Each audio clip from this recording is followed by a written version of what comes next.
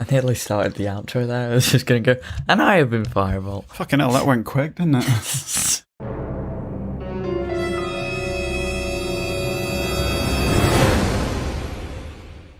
Hello Internet, I'm Firebolt. And I'm the Orbiter. And welcome to Breaking Bollocks, episode 19. I felt like a really pumped up intro there. You're not capitalising on that at all.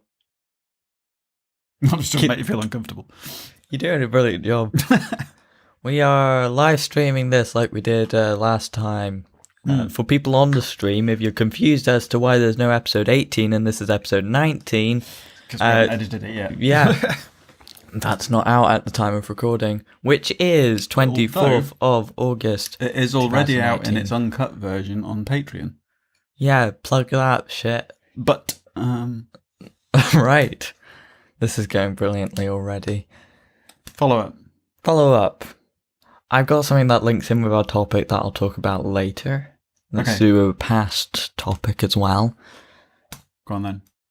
Should we just launch straight into the topic? No bullshit beforehand.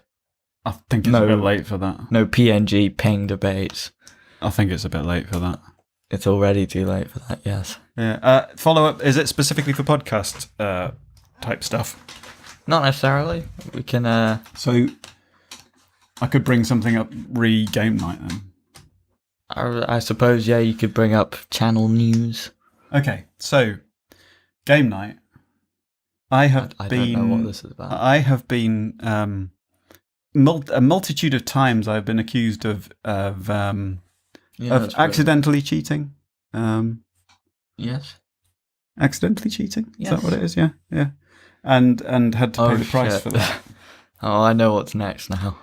Well, somebody pointed out to me on Facebook regarding our Post-it Notes game about the round with Johnny Depp mentioned. Yeah, but it wouldn't have helped you anyway. That's not the point. Shut the fuck up. I know, but you would have used that against me. No, I wouldn't, because I wouldn't have thought to look it up, just as you didn't. Especially if it was found out after we recorded. So, accidental cheating's okay as long as it doesn't give you an unfair advantage. Yeah. Right, I'll remember that. I'll keep that one in my back pocket then. I mean, I've got to now go back through all the incidents of accidental cheating where it hasn't. Well, in all the favoured. cases that wasn't cheating. In what was it? Democracy.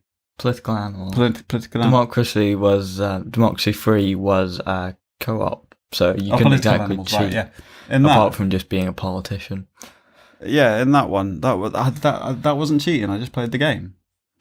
Yes. Anyway, this debate's old. Let's get on with it. But you unknowingly gave yourself an advantage, you white privileged fuck. I don't know. I'm just feeling an aggressive mood today. I've given it away, haven't I? What? The subject of the podcast. Oh, yes. Today we will be talking about democracy and all the problems that come with it. All of them. Not necessarily every single one. We might be beginning to get to what would it be? What course would study that? What? Philosophy, maybe? Sociology. I don't know. Am I right in assuming democracy was a Greek invention? Yeah, but probably not in the way that you're thinking. How do you know the way I'm thinking? Well, for one, that wasn't really democratic. What wasn't? Greek democracy. What was it then? Well, women couldn't vote, so that's half the population just gone. So it's not a fucking democracy if it's not all the people. Kids can't vote now. We will get into that, actually. Okay. Right. Animals can't vote. Yeah, but demos means carry on. people, right? Does it? Shall we look it up? It should mean. Or it means many or all. Something. Demos. Yeah, that's not going to help. That's a think tank. Demos. Etymology. Definition. The common people of an ancient Greek state. The populace of a democracy as a political unit. Fine. Right. Well done. You should go for etymology because that's better to understand where it comes from. I'm sorry. You pleb. Anyway, the first thing that I want to talk about is Brexit. Yay! Oh, whoop. Because recently, and I don't know if by now this thing would have been announced, there's been a lot of talk about a people's vote, a second referendum, more on what deal we actually want, which is way too fucking late, considering that the deadline that's meant to be for actually negotiating the thing is October. So they would have to postpone the whole thing and go, hang on, we're having a second vote, we need to sort this out. I saw something interesting today, which I know what kind of arguments people might use against this point, but they would be the same sort of arguments that religious people use against reasoned logic. That you know the kind of argument that people. Anyway, the thing that I saw today was, should it not be kind of almost automatic that we do have to hold a second referendum, bearing in mind that we now know that Russia meddled in the campaigns. And I mean, they did too. I don't know. It was all about the Twitter bots. Yeah, there's that, but there's also quite possibly the Trump administration definitely influenced. Actually, before it was an administration, Trump's advisors, I think Steve Bannon's very in with Nigel Farage, so he influenced a lot of that, and through a lot of shady dealings with random data companies, that people are like, hang on, why does this thing exist? Oh, it exists only to do this thing. I was like, oh wait, that's a bit suspicious. Yeah, a lot of things when you find out. The whole thing with work. Cambridge Analytica, I think. Yeah, that was something to do with Facebook as well, wasn't it? That? Yeah. But they also went through a really obscure Canadian data company. I think, to be honest, all the kind of things that go along those lines, the scandals that come out of data usage and stuff, and data manipulation and information technology related stuff, don't seem to me to have their roots in something unreasonable. It's just the extent to which they've been allowed to develop. They've just kind of gone too far. Do you know what I mean? I mean, it's perfectly reasonable to assume that you could usefully use data to analyze and. I mean, people use it in marketing all the time. Just before we get into this more, do you think there should be a second referendum yourself? With also the options for a deal with second choices where it's like, oh, well, we don't want a deal, we want a hard Brexit, we want a soft Brexit, or we just want to remain. So say, we're both Remainers, probably. I can't vote, but I would. It's a difficult question because I don't think there should have been a first referendum. Yeah. But. So we would probably put our first choices as Remain. But second choice, the sort of, if this doesn't win, then we would want to be in a soft Brexit because it would be the best thing salvageable, I think. It's a really immature way to think of it, but there's a part of human psychology that loves scandal and loves gets excited by the whole kind of process that's involved. I mean, I stayed up all night watching the results coming into the first referendum, and it's a really childish way to think of it, but I kind of fancy doing that again and seeing what would happen. And we can finally do an all-night Breaking Bollocks on that. Oh yeah, we should do that actually if there is one. Better than Channel 4. Well, we could do that at the next general election anyway if you want. Yeah, it's probably going to be in 2 weeks. Way. Is Parliament reopened again yet? I don't know. I know they have a summer recess, don't they? I was kind of, for a while I've been expecting that's when it's going to all kick off. I mean, by the time this is actually out and not on the stream, then it should... This is going to be 20th of September. Right. So 9/11's passed. Yes. Or 11/9 if you're British. Yeah, but it's generally referred to as 9/11. Mm-hmm. I mean, I've seen people comparing it to oh, well, if my football team loses a match at the weekend, I don't ask them to redo it. No, but they get to play another match. They do get to play another match, and actually, the next season, probably with that team. In Scotland, there's two of the same two of every match in every season because it's a smaller league. And football is way more inconsequential than the future of the fucking country, you knobhead. I'm sorry that football's so interesting to you and it means like the fucking... Are you talking to somebody in particular here? No, I saw someone on Twitter go... And I just wanted to go, fuck off. Because I get annoyed at people on Twitter. That's what Twitter's for, isn't it? Yeah, pretty much. It's for people... it was interesting that the Twitter bot thing that was going on about... obviously, it's in Russia's best interests. It didn't actually say... See, what it was a Guardian article that I was reading, and it referenced... It was an opinion article, and it basically was... It was talking about the prospect of a second referendum, and it was saying surely we should, now that we know that Russia was involved in the whole thing, that we should definitely have one. But the link, that part where it said Russia was definitely involved was a link, and you clicked through and it went to some... it doesn't actually mention Russia in the article that it references.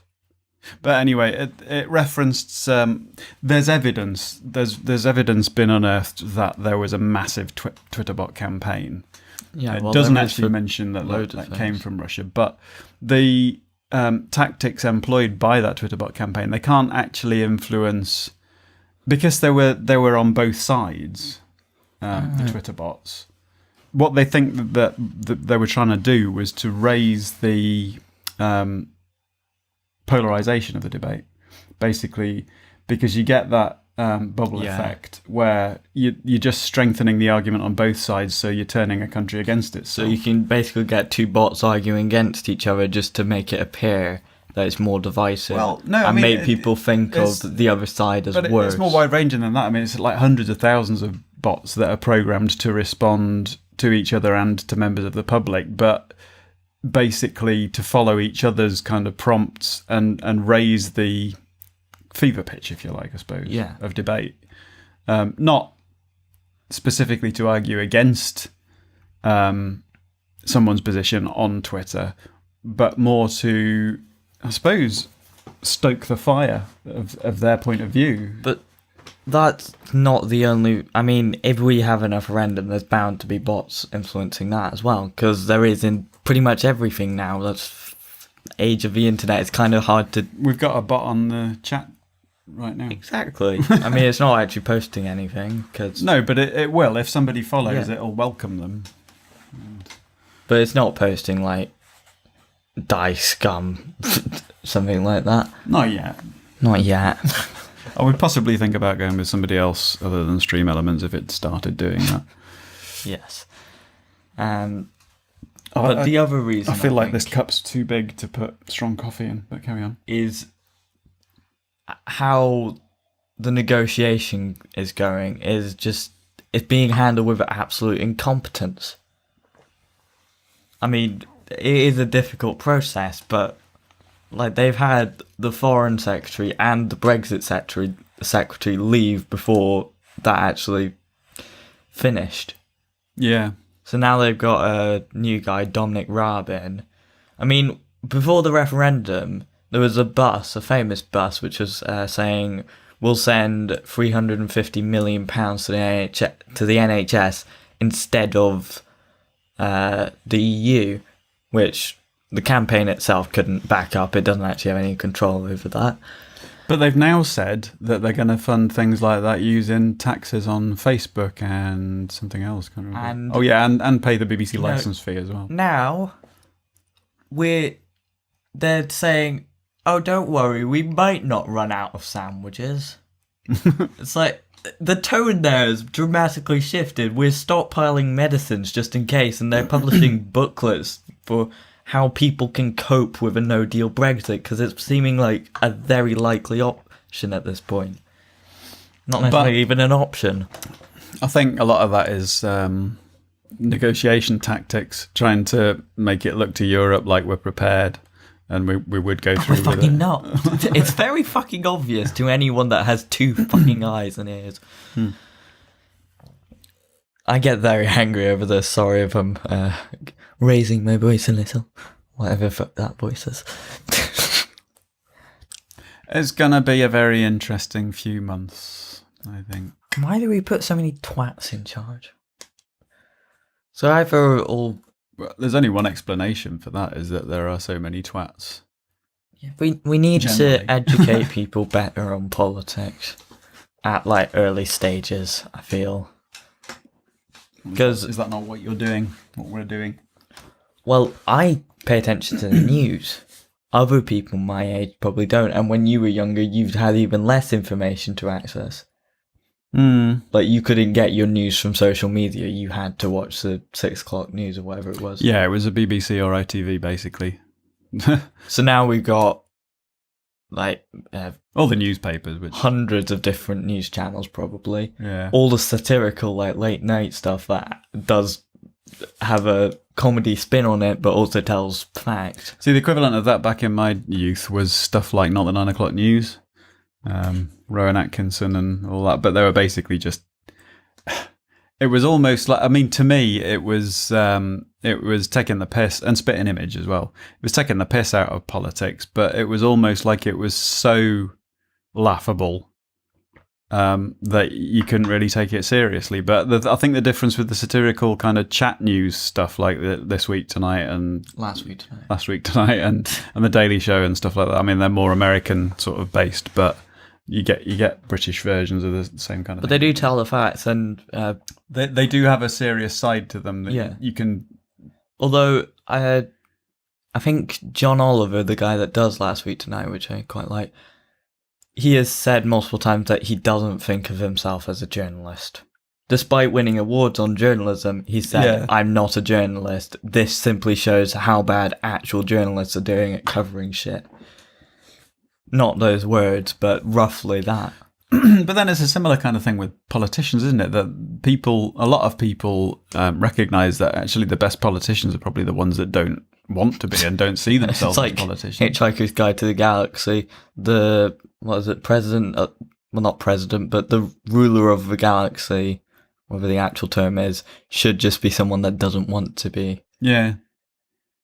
So it just end up being some hermit in a shack. Spoilers, slightly.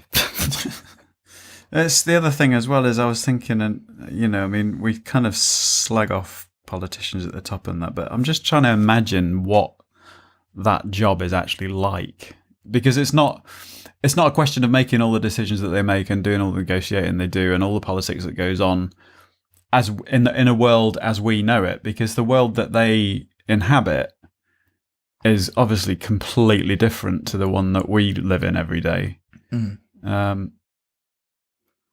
But it just seems like... it's disconnected from the real world for most people. Yeah, so it's kind of undermining democracy as a whole to have people that aren't actually connected to people whatsoever. Especially when their salaries are so fucking high.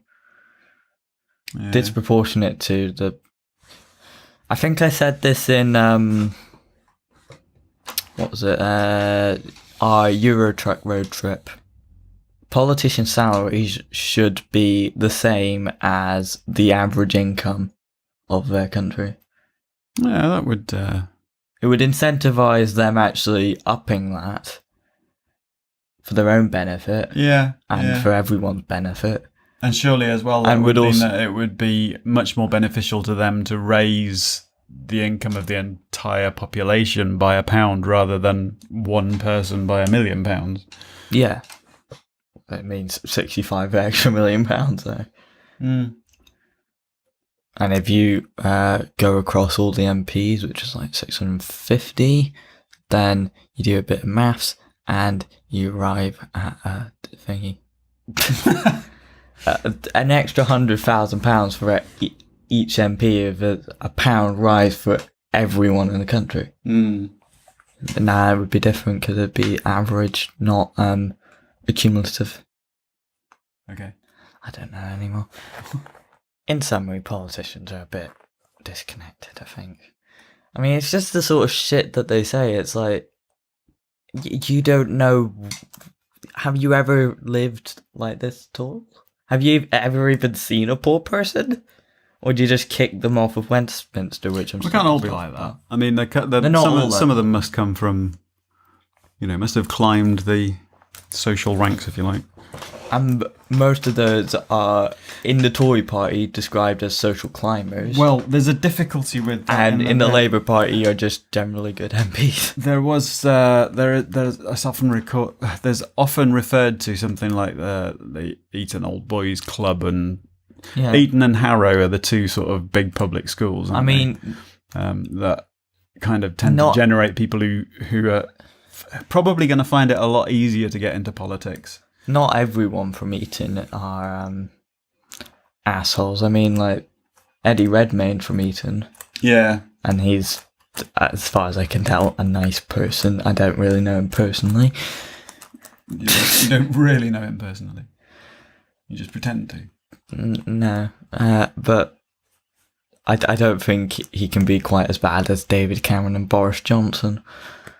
You don't know them personally either, though? No, but I'm aware of the things that they say, and they sound like assholes. Do you think, in general, obviously people are different, but do you think, in general, politicians tend to be themselves in public, or do you think they're putting on an act? Oh, of course they're putting on a fucking act. Have you ever seen, like, politicians when they think the cameras are off? Well, I remember the thing with, what was that, Gordon Brown, when he thought the mic wasn't on. Was it Gordon Brown? There was a thing. Somebody just had a go at him in public, and I'd just better check that it was Gordon Brown. So it can't be good. What he said after someone's had a go at him. Oh, it is. Yeah, he was caught on microphone describing a pensioner he'd just spoken to as a bigoted woman. It was heard to say that was a disaster. But I mean, a lot of that, some of what happened as a result of that, I'm sure was spin, because I'm sure I remember seeing him going up to a door to personally apologise to the woman. It's like, the news cameras all happened to be there as well when he did that, So it's obviously not exactly how they behave in person, but they're still dicks whilst they're running the country, which is what their job is and what we vote for them for. So maybe they should be good in that field, because like if you see literally any interview, like they'll avoid the question to absolute. See he basically said to her, "Very nice to meet you, very nice to meet you," and then he got in the car and said, "That was a disaster. They should never have put me with that woman. Whose idea was that? It's just ridiculous. She's just a sort of bigoted woman that said she used to be Labour. I don't know why Sue brought her up towards me after he just said to her, 'Very nice to meet you.'" Well, they kind of have to go, "Oh yeah, this is a potential supporter. Let's be nice to them." Because then that gets them extra votes. I mean, they can't necessarily go to each person, so they have to get activists to do that sort of stuff. I mean, technically, it was a bit of a kind of an invasion of privacy issue as well. With at the time, it was should Sky News. He was still wearing a Sky News microphone.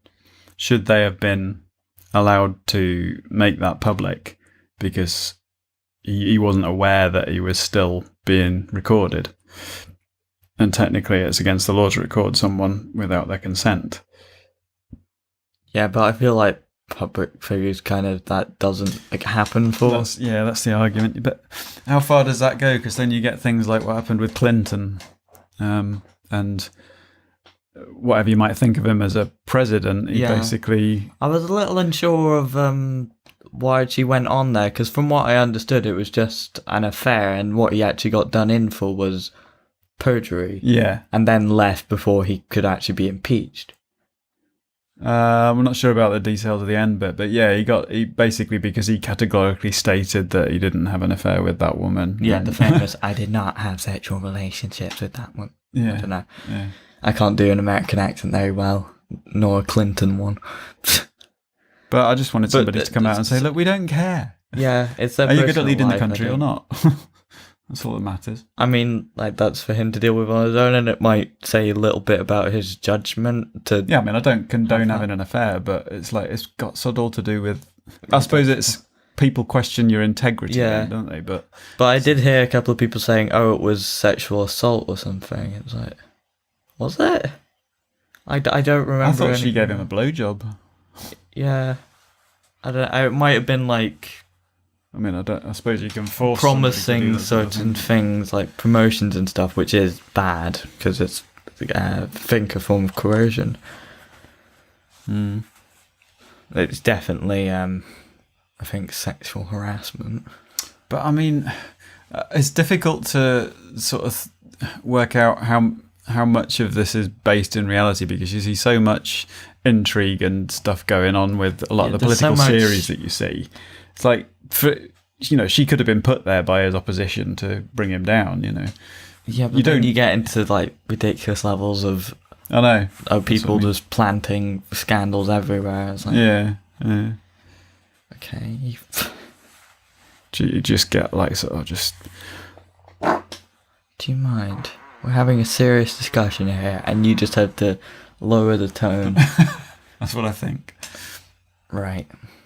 Shall we move on to something else? What? Because personality politics, I don't think, should govern democracy. Yeah, we're supposed to be talking about democracy, aren't we? Yes. I don't Let's like this. move on to what is it? election system. What are we on? First past the post. Yes, it's fucking stupid. First past the post is extremely misleading as well, because there's not actually a post to pass, it's just most votes. It should actually be called plurality, because then it doesn't give the wrong idea just by its name. Plurality tends to be the name that I think most people, I think like scholars and shit would refer to it. Is it not a similar kind of, well, not similar, but is it not the similar kind of problem with the electoral system that they've got in America, that you can actually have more people vote for the loser? Yes, because we have constituencies in the UK. Yeah. You could have Conservatives getting, let's say, a majority in 326 of them. That's a very narrow majority from what I understand. What I was never sure on, though, was like with the idea of proportional representation, where you take the votes of the country as a whole and then divide up the...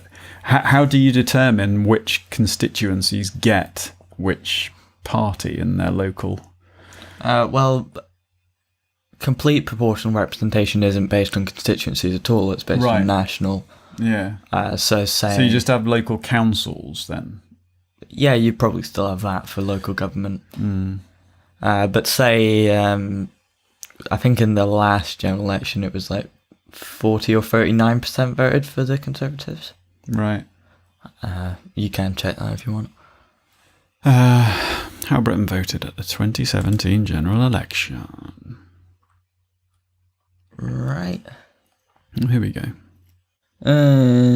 Percentage 36.9, lower than I actually thought. 330 seats. Seats won 317. Last election, 330 seats. Oh, I see. So they went down 13 seats. Percentage 42.4. Wait, last election they had a lower percentage, but more seats. Yeah. See, that's how fucking stupid it is. They did get the popular vote by slightly short of 1 million. So where did all But the 42.4%. Because they gained 6% based on their percentage the last election, and Labour gained 10%. So somebody must have lost a lot. I'm going to open a calculator to see what that actually would be in seats. Because I'm a nerd. I can probably just do 6.5. Because I can't be bothered to do maths at this time of day. I'm not sure what you're doing. Trying to calculate how many seats Theresa May would have under a proportional system. Although that's not taking into account the spoiler effect, which I'll get into with like alternative vote. She should have, if you rounded up, 276 seats, but depending on how others went, maybe 275 seats. Yeah. Way shorter of a majority. Indeed. Than, I mean, they're still short of a majority now, I think. But it would be way closer between Labour and the Conservatives there. Mm. Labour should have 260, so only a difference of 15 seats under a proportional system if you ignore like things like the spoiler effect, which are important. So, what's the spoiler effect for those who don't know? Right. I shall pass over to a better explainer of these things, and then I'll summarise it for the viewers at home, or dear listeners. Have I told you about Jay Foreman and Politics and Boring? I believe you have. Yes, I've heard the name, and it would have been from you. He does a series on that, and he talks about the spoiler effect and a bunch of stuff about politics. And like different voting systems. Disgusting songs for revolting children. He's also like a musician that does children's music, but also just generally funny music. My favourite is Potato. Why does Buckingham have no election? Because that's the Speaker's seat. So if you live in Buckingham, do you not get to vote then? No, I don't think so.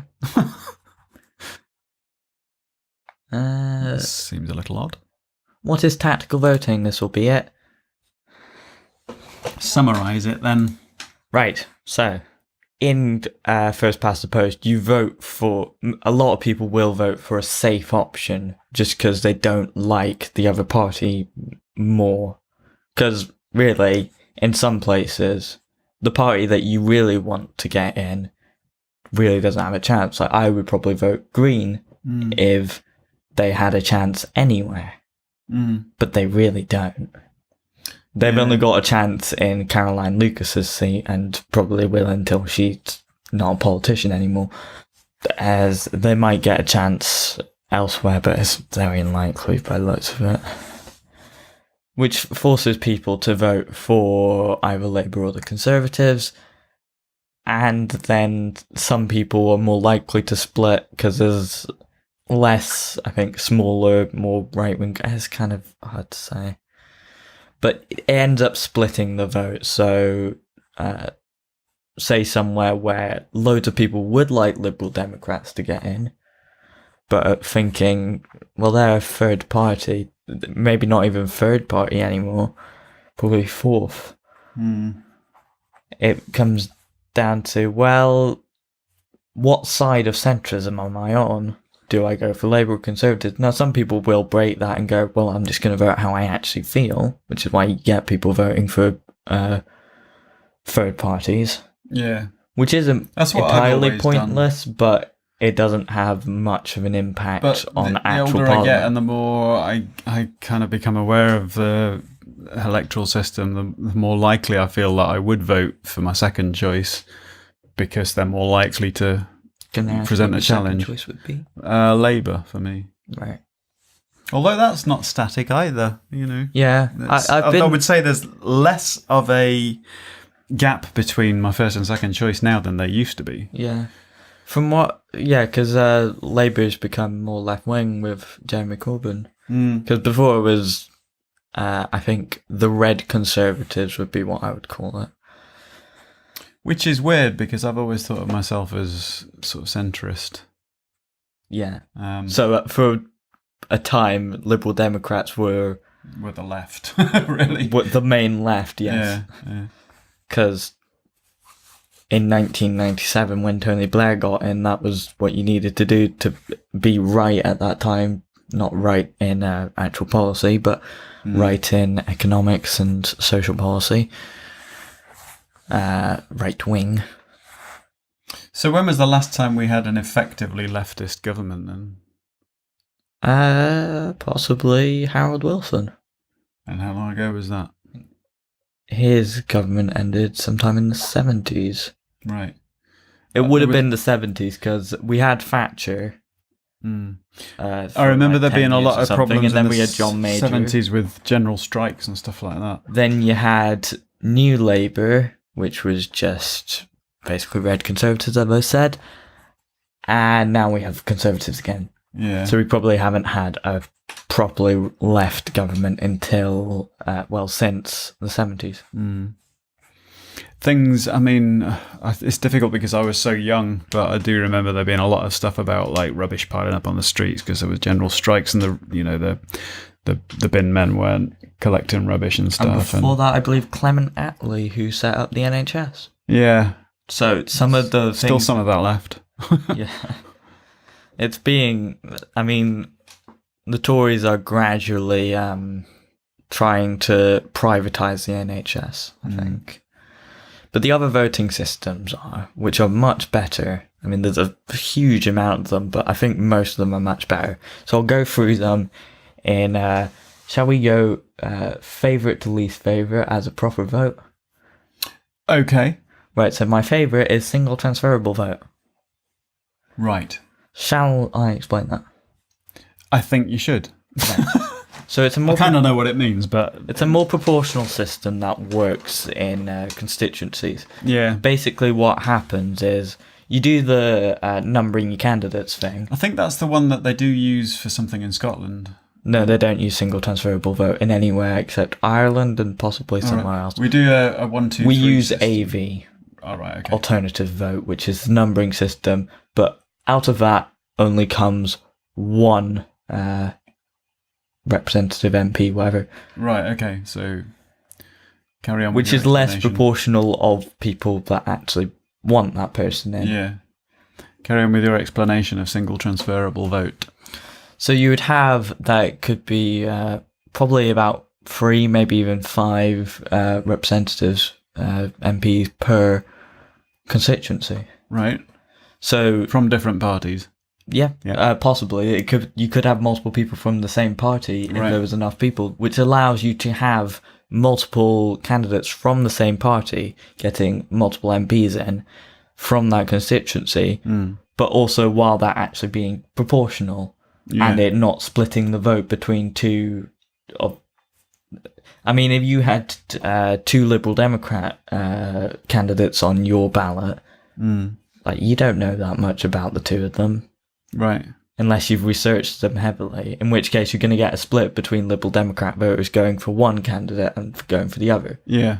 So in that system, you would say, "Oh well, I'm going to go for Liberal Democrat candidate A with a 1." And then I'm going to go for Liberal Democrat candidate B with a 2. Yeah. And then go for your safe option of Labour. Right. And Liberal Democrats might get in there, because if it's a third party, if there's 3 seats available, then they might get in. Yeah. So it makes it way more proportional, and it does mean that you have to have a coalition. Also, I should mention that these are usually way bigger constituencies. I was going to say, would that not result in a heap more MPs? Like, no, you're not going to get more than 1,000 people in the House of Commons. You would probably merge most of the North East into one constituency. Right. So it'd be more like regional voting, I guess. Yeah. So Which wouldn't be related. Presumably, council areas would still, they're unrelated. because that's more working on a local level, and they do Yeah. have connections to parties, but they don't really vote on laws. They vote Yeah. on not even vote on, but change individual things, micromanagement, I suppose, Yeah. like putting more bins in parks. Things that seem little and aren't exactly like, oh, this will Right, ruin so- the economy, but it's so like, what's the- it actually makes things run. What's the system that we have in Scotland for the Scottish MPs then? Well, for all general election stuff, we still have first past the post. Yeah, but for the For council elections, I believe, we have AV, right. alternative vote, which is just numbering, and one person comes out of each constituency or each council area, whatever. Yeah, and how do they determine what each number within your vote counts as? I mean, like, say I've put Liberal 1 and Labour 2. Would only one of those votes count, depending on what the rest Well, of the the results point were? is that vote, your vote still counts, because it goes to your second choice. If your first choice, because the way that it works is, so let's say everyone votes, and it's a bit of a jumble. Let's say the top person's got like 40%, Yeah. which isn't that uncommon. It's less than a majority, though, which isn't proportional, which means in a first-past-the-post system, 60% of the people would be unhappy. Yeah. So what? And then let's say like the second candidate has 20%, and then you got 3 other candidates, let's say. 2 of them have got 15%, and the last one has got 10%. Yeah. That checks out mathematically. So let's say the 10% one is UKIP. Yeah. And let's say the top one's Conservatives. But already Conservatives are way over any quota if there's going to be 3 people. You need it to go down to 33%. So we can just chop off a big block of the Conservatives there. Right. You can chop off 7% of that. Right. And give that to whatever those Conservatives were. And you do have to slightly split it, so you can actually get decimal votes. Right. Because all the voters there, it's not just that you pick out 7 people and then go, well, 7% of people of those votes, whatever, and then give them out. You'd have to count them all up, count all the second choices, and divide it, whatever. So then a third Conservative voters remain. That 7% could go a fair amount to UKIP probably, so they get boosted up to 17%. Let's say the next party is Green, who had 15%, but slightly less than the Liberal Democrats. This might not be exactly accurate to how this would actually work, but because people can vote for their first choices, a lot more people are voting Green now in this constituency. Yeah. So this 15%, I would say that most Green voters are likely to go to Liberal Democrats or Labour. Possibly some to Conservatives, I don't really know. Let's say 5% goes to Liberal Democrats and the 10% goes to Labour. Okay, so now Labour's got 30% and Liberal Democrats have got 20%.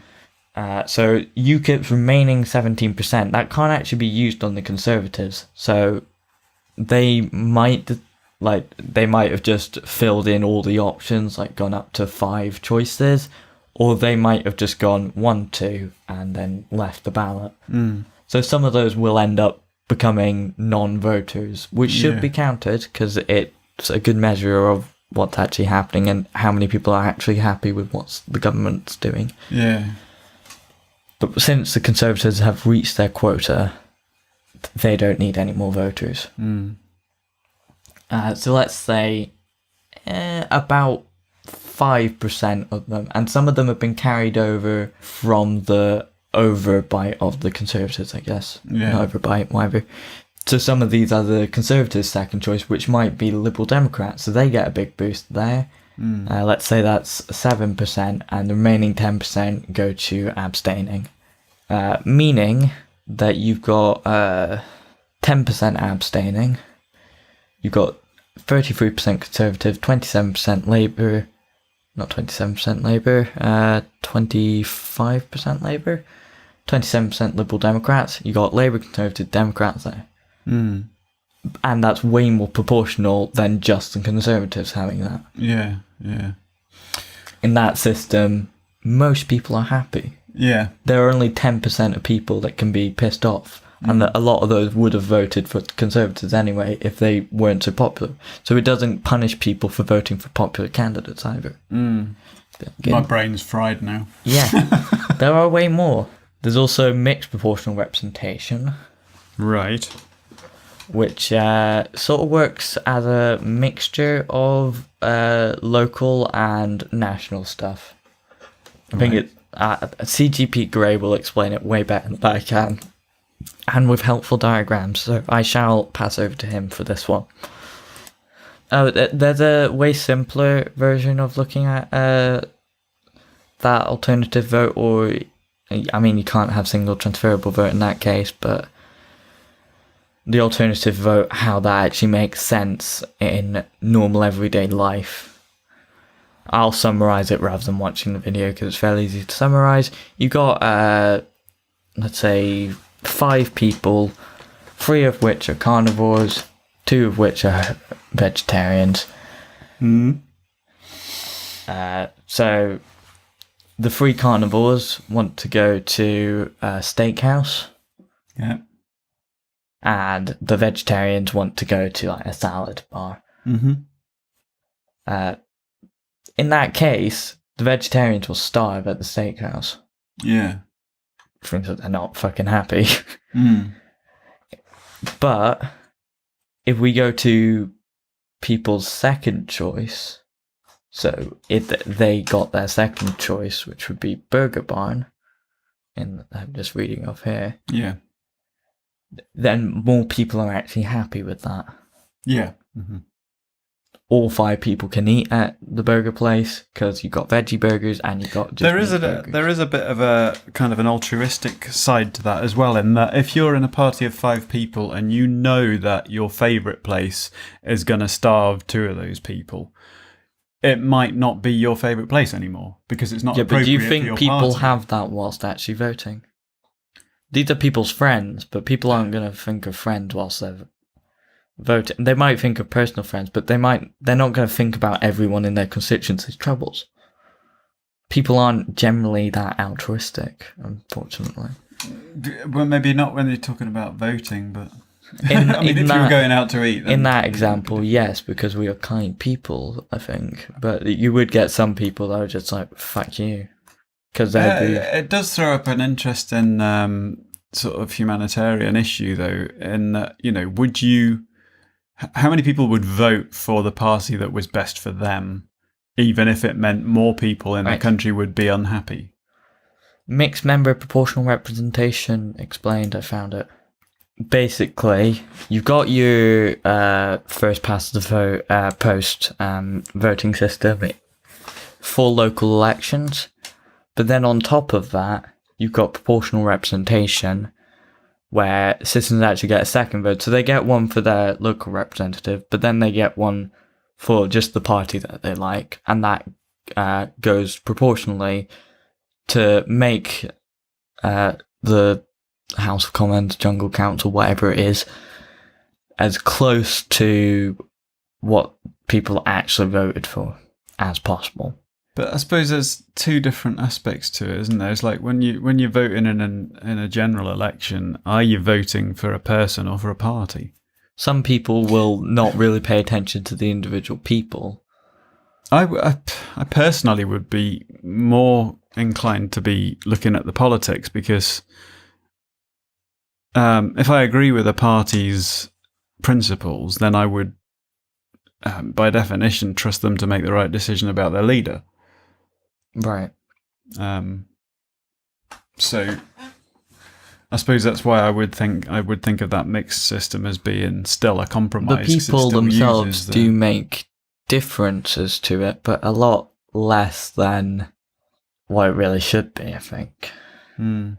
But whereas, for instance, if they are there to represent the interests of your community. As I think I've mentioned before, the Liberal Party is the only party that Liberal Democrats, the only party that actually put the policies forward that their members vote for, rather than the sort of politicians that run the party. So in the way it does seem more democratic to me. The most to direct democracy, which we should get onto. Yeah. Because I believe, do you know what direct democracy is? I don't know an official definition, but I kind of. Basically, if you had like mini referendums on all the votes in the House of Commons. Yeah. Which would be a bureaucratic nightmare, I suppose. Well, Switzerland uses direct democracy. Oh, right, okay. I don't know how well actually it works. You would think that would be a lot simpler in the internet age, wouldn't you? Yeah, but then it's very easy to hack as well. Those things. Yeah. Which is why we shouldn't use digital voting, because that's the fucking easiest thing to hack. Yeah. If you got pen and paper, it's easy enough to fake a couple of votes. Yeah, yeah. But you can't change like the whole system. Yeah. Like those the electronic machines have USB ports for, I think, trying to patch out security flaws, those sorts of things. Yeah. And also just generally, I think, taking the votes actually out of the thing. So it's very easy to just go in there with a fake pen drive that looks like what it should be. but then ends up actually being something that person would want. So you can change all the votes with that, which is why we use pen and paper. Yeah. It takes a lot longer to count, but it's a lot safer. We don't actually use pens because then you can change the ink on those and pretend that they're spoiled votes by making it disappear after a certain length of time. Like, we're really paranoid about that shit. We make sure that we use pencils because they're the least tamperable, if that's a word, method. Now, direct democracy in Switzerland. Oh, that reminded me what the follow-up was that I was thinking about. Sorry. Would you like to go for it? About the longevity of storage media. Right. I don't know if you remember. We were comparing like sort of pen and paper to like digital and looking at thinking about how long they would last and stuff. I think longer. No, I can't remember. I now can't remember where I read the article about it on. But I suppose like you don't get. I mean, it's a little early for that, but like you find ancient manuscripts now, and I don't know, but a lot of them disintegrate. So Well, the thing is, data. The problem with it is the cost, because digital storage is an ongoing cost, and it's expensive to store data. And once it's deleted, it's kind of gone. But you've got to keep paying. Once a book's written, it's pretty much there until the paper kind of disintegrates. Right. So, but you've got to keep paying for storage to keep something in the digital. That was it. It was about film archiving, in that they've got all these like films on 35mm reels, like historical films that are well preserved and kept. And they're worried about like the kind of filmmaking that happens nowadays, because obviously movie making, like Hollywood movies and that, take up vast amounts of storage space because they're such high resolution files and stuff, which costs a lot of money to keep. And I mean, if you're a film studio, a production company, what if your production company goes bust? Who's responsible for paying to keep that data? Like, some of the Doctor Who episodes went missing. Well, that's because the BBC used to tape over stuff back then because it was too expensive to sacrifice the tape. Tape was really expensive, and it's a similar kind of thing now in that storage is expensive and it's an ongoing cost. But I think some of that was actually that some of the stuff was stolen, which is why they started using Torchwood as an acronym, which is kind of ruined now, but at least they don't use that anymore. So the way that Switzerland's democracy works is that all Swiss citizens over the age of 18, which we'll get onto, can vote on proposals, as far as I can tell. So the Federal Council, which is 7 people from 26 cantons. Maybe it's like more of an assembly. The People's Assembly is more representative of the cantons, I believe. The anti-PowerPoint party. Yeah. Yeah, I can get on board with that. I mean, it's little things. I mean, it says here that it can result in some bizarre outcomes, like veto on building of minarets. What minarets? They're like those little kind of dome type things that you get. There's what's that building in Moscow called? With all the St. Basil's Cathedral? Yeah, minarets are like the little sort of... It's difficult. Look it up. It's difficult to explain. Like the onion domes. Yeah, I don't think they're always onion domes, but the little pointy bits. I think you could just as easily call the little spiry bits on the Disney Castle minarets as well. I don't know. Okay. Well, they've been vetoed building them. Yeah. And a proposal for all cars to be banned from the roads on Sundays. I mean, it would make it very annoying to plan shit on Sundays, but... Yeah.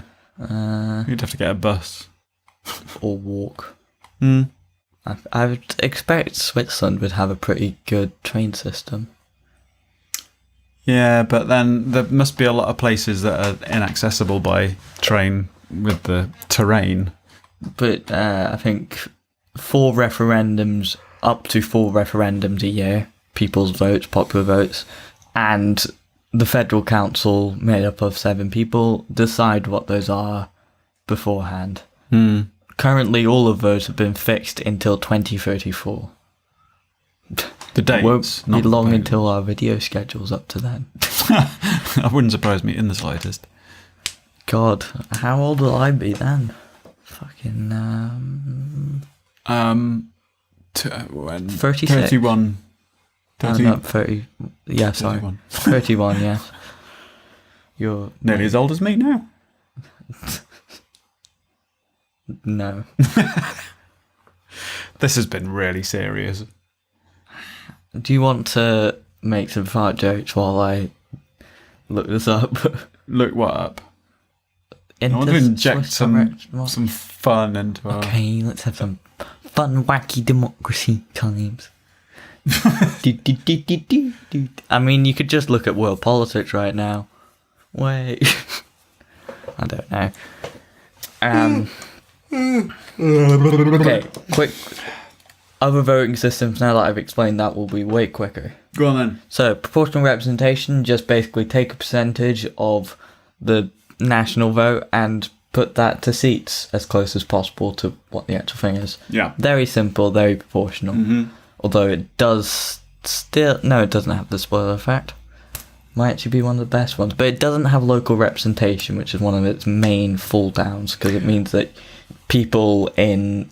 Although there's a lot more people in London than the entirety of Scotland, they don't particularly care as much about the oil industry as some people would up here, because it depends on people's livelihood up here. A fair amount of people's livelihood which has gone downhill in the past few years. So what are you saying is that constituencies in the more sparsely populated areas would be much bigger? So your representative in your constituency wouldn't be as localised? No, in proportional representation, it's a representation of the entire nation.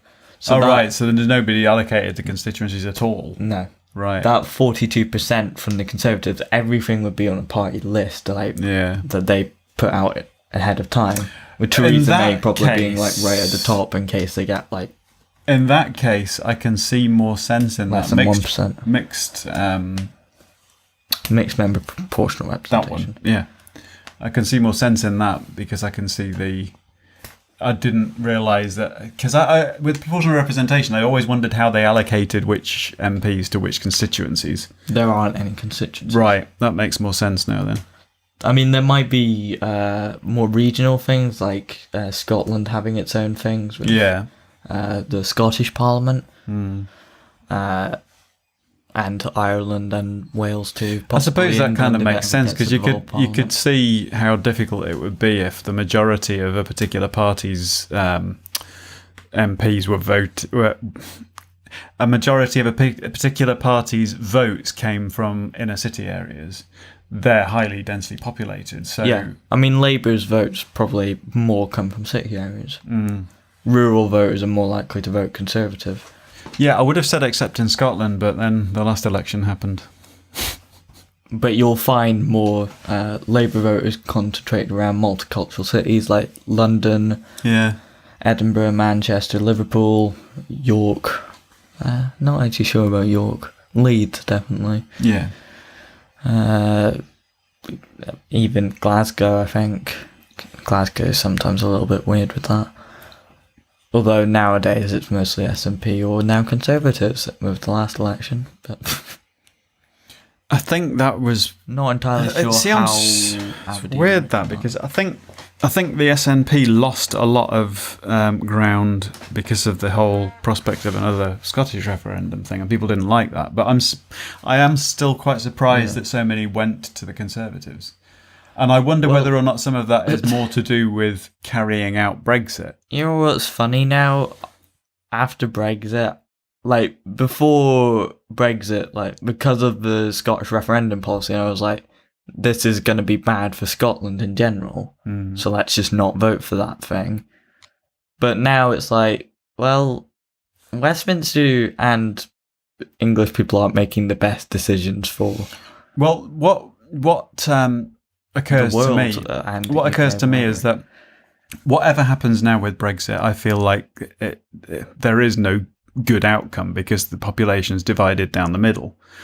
What seems to me to be the case is now that if Scotland did leave the UK, at least we would be in a country which was a lot clearer in the way the majority feel.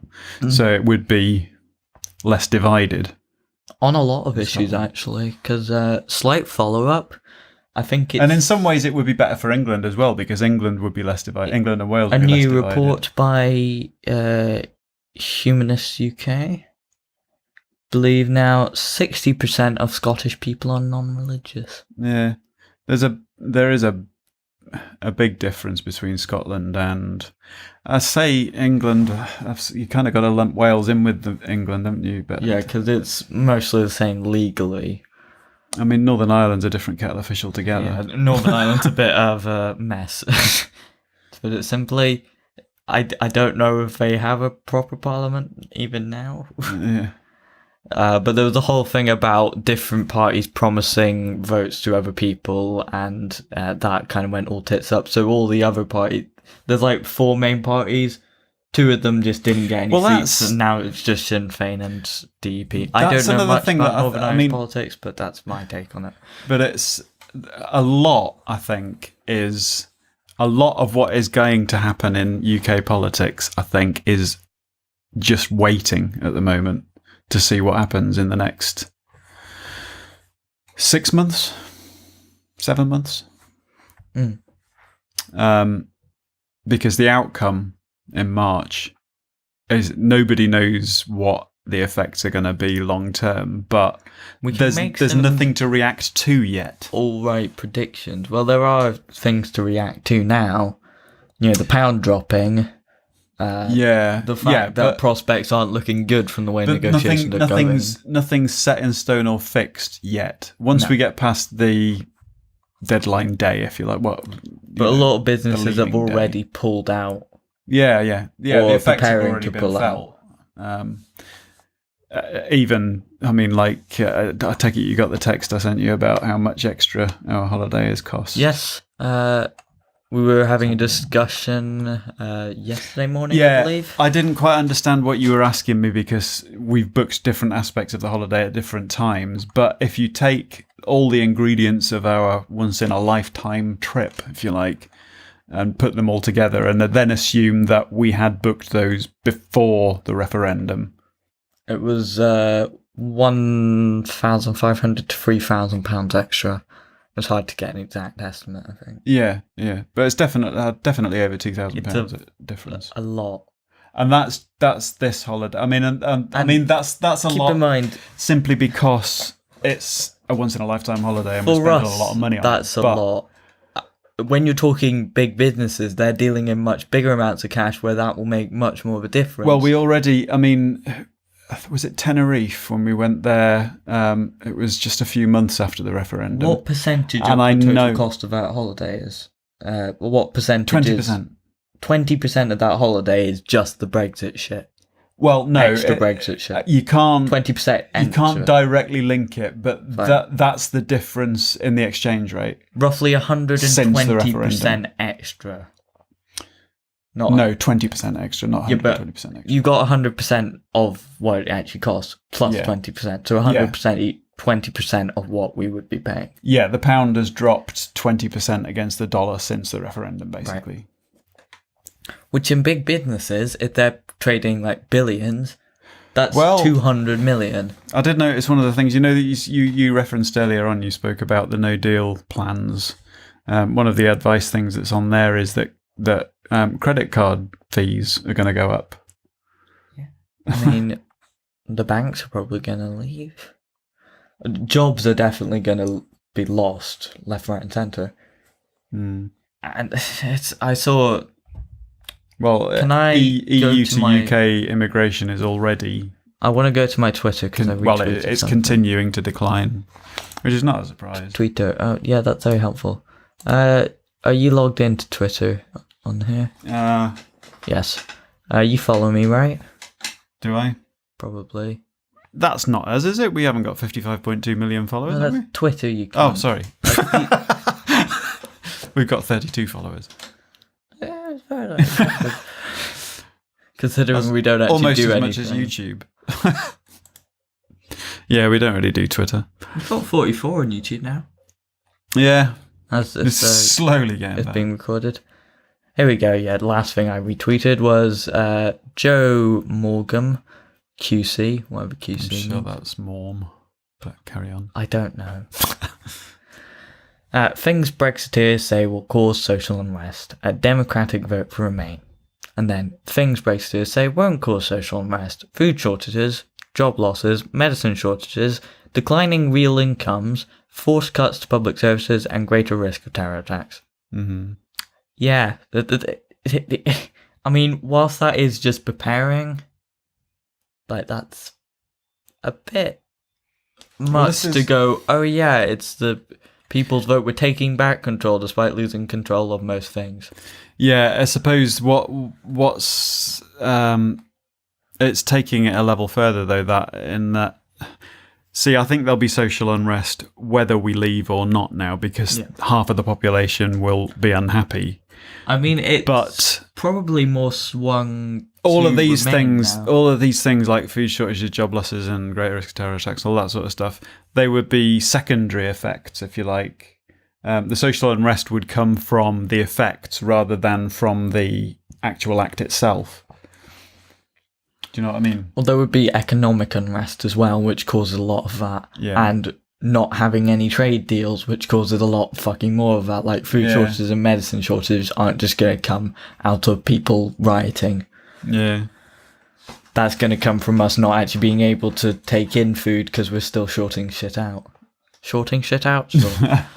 But we are stockpiling medicine and food right now. That's the stage that the UK is at. So it's just getting worse and worse at this point.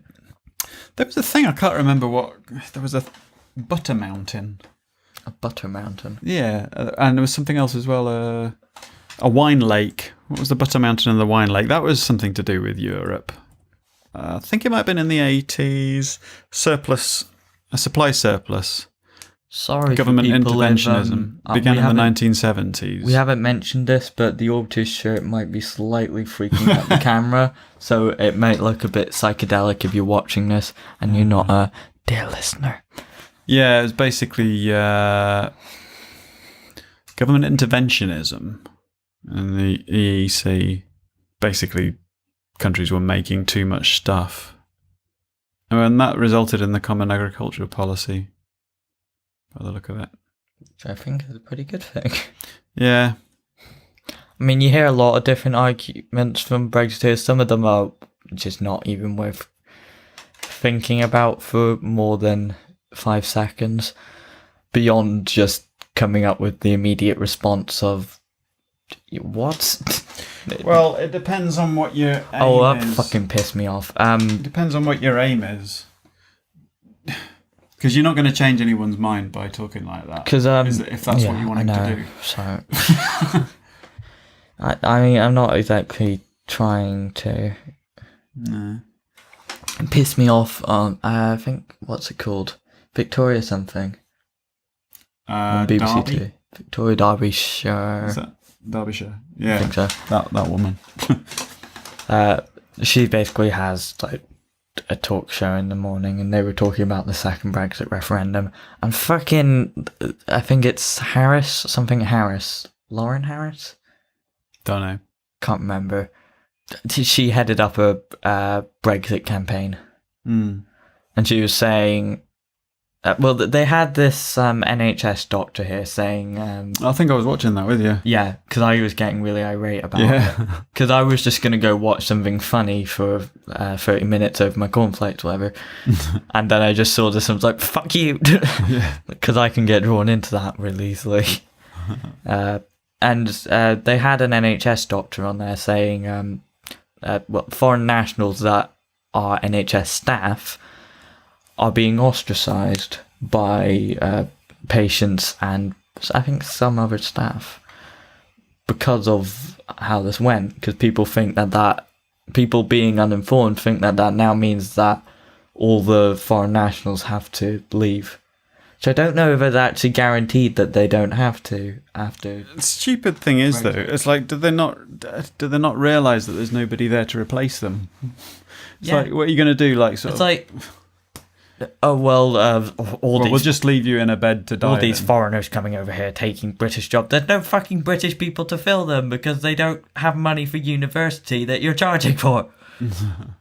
Sorry, I'm shouting. Yeah, but see, how do the foreigners though have the money for that? Because their governments actually give them no tuition fees and let them. Yeah, but they study in their own country and then come here to work. You mean? I mean, some people study over here and get grants and stuff. Yeah, but quite often they do have to pay for university. Still, it's just that so many people are. I'm not sure what happens. I know de-incentivized. I know you don't have to pay tuition fees in Scotland. Unincentivized, whatever. Yeah, but I don't know. I'm not sure whether or not if you went to study in England, I think would the Scottish government pay your fees there? I can't remember, but I think it's if somebody who's, I think if they've been a resident in Scotland for 5 years, then they get that thing. Yeah. But if they came over to Scotland, they wouldn't get free tuition fees. I think that's the case. Because I think that's sort of like people thinking, oh, well, you're taking advantage of the system now. Yeah. The Scottish government's decided to use its money that has been given to put that in place, which gives it a much better education landscape. Because education is one of the things that the Scottish government has power over. It doesn't have power over everything. No, I mean, they've not been that successful with the schooling system, but I think further education's a bit different. It changes every fucking year. Yeah. I think it was something funny last year that was on the news actually, where I think it was the higher exam for maths that professors looked at and said that this just wouldn't be anything that they would cover at this point. Oh, hi, Flaming Boy. He was, or her, I mean, it says Flaming Boy, so I assume that means boy. And the other people here. Yeah. Slow Cool, Angel. They were on the Angel, last stream, Dina, so it's good to have. Apple Bad Apple. I mean, they're not saying anything, but that's okay. No. We're not really either, so. Nah. I've been actually. I think we were funnier last time. I've been very factual today. I know, it's been a bit boring though. I mean, it's entertaining. I'm passionate. Yeah, I know. I didn't mean it as an insult. You know your stuff, right? And you, I think you've proved the point that we've made several times, that the younger generation are better politically informed.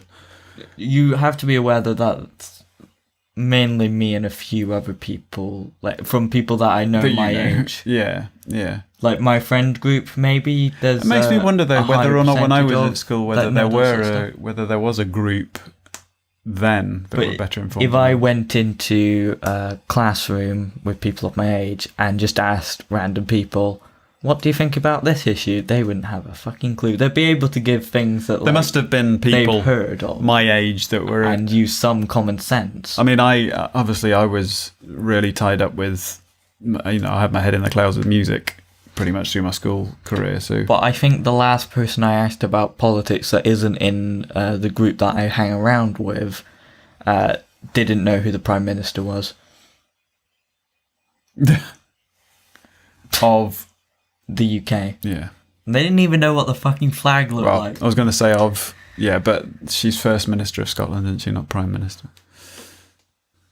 Oh, they probably know that because everyone fucking chants SNP or whatever. That really annoyed me. When the Scottish referendum happened, people just randomly chanting Alex Salmond. Ooh, he's been Alex implicated. Salmond, he's a cock. Yeah, he's been implicated in sexual assault thing. Well, yeah, he's taken the Scottish government to court, though, isn't he? Yeah, I mean, once you've got multiple people allegating you on that sort of stuff, I think it's like, yeah, I think they're probably more trustworthy. He does protest too much. Anyway, we had a brief break there because Straight back into it. the camera ran out of battery because these cameras don't last long enough for us to talk bollocks for the amount of time that we do. Because we talk bollocks way too long. Yes. It's nearly 11. Look at those two handsome fellows. This is the last time you guys will be seeing me in spectaculars. Oh yeah, by the time we do our next podcast, he will have had it eyes sorted out. Yeah, they're gonna slice open my what do you call them? Retinas?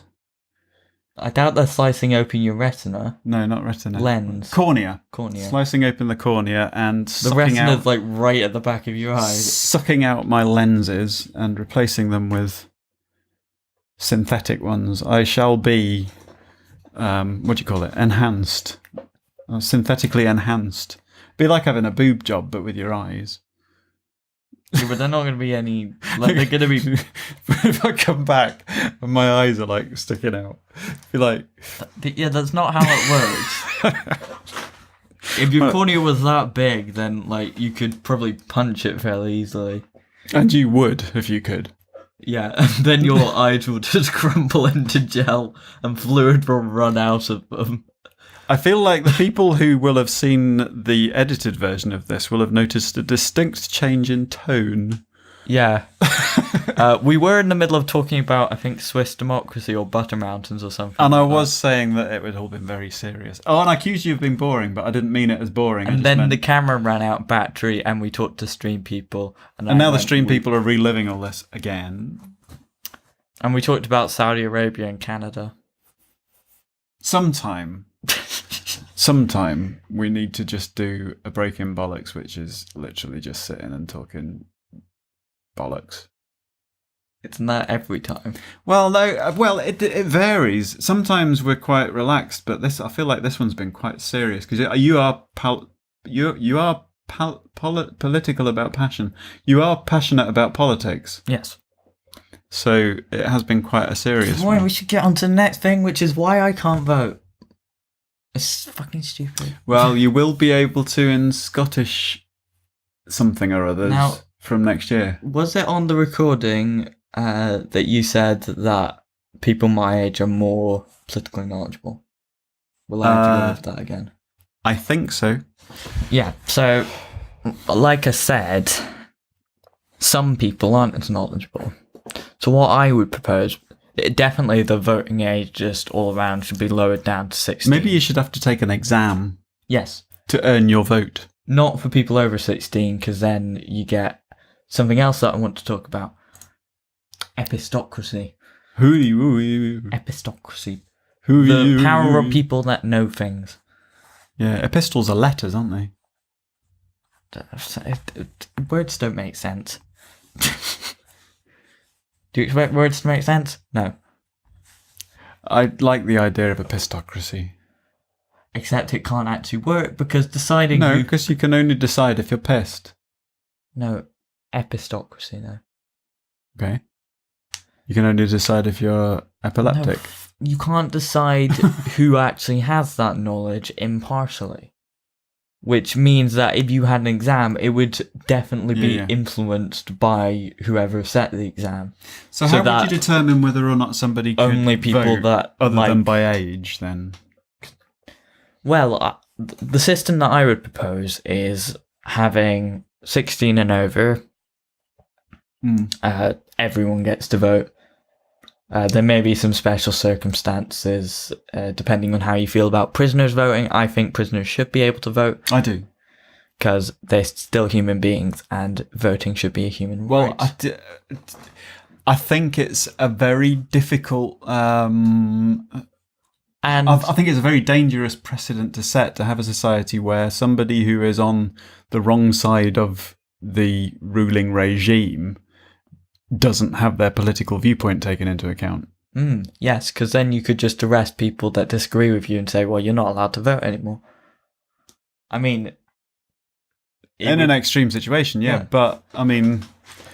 But demagogues do exist. And we're seeing that whether in or not America whether or happening. not you're comfortable, Not maybe to that extent. whether or not you're comfortable with the idea or not, there are criminals, technically criminals in prison, who don't believe that what they have done is wrong. And whether or not they're wrong or right, they're still entitled to a political say. Because And there are some people that are wrongly convicted, because our system's still there's that as pretty well, yeah. fucked up. Yeah. We're not quite as bad with like plea bargaining as America, but we still have a lot of problems. Well, we're kind of there. getting onto the we were saying about agreeing with the whole system of imprisoning people, or the jail system at least. And that I think locking them away. Okay, there might be safety issues with violent criminals and stuff, but it's almost like society's kind of hiding them from itself. It's like, this is a problem that we've got. Do you know what I mean? It's like that member of the family that you never show anyone. The kind of... Who, me? I don't know, it's difficult to describe, but it's kind of... It's a part of society that most people don't like to think about. Criminals are a part of our society. Yeah.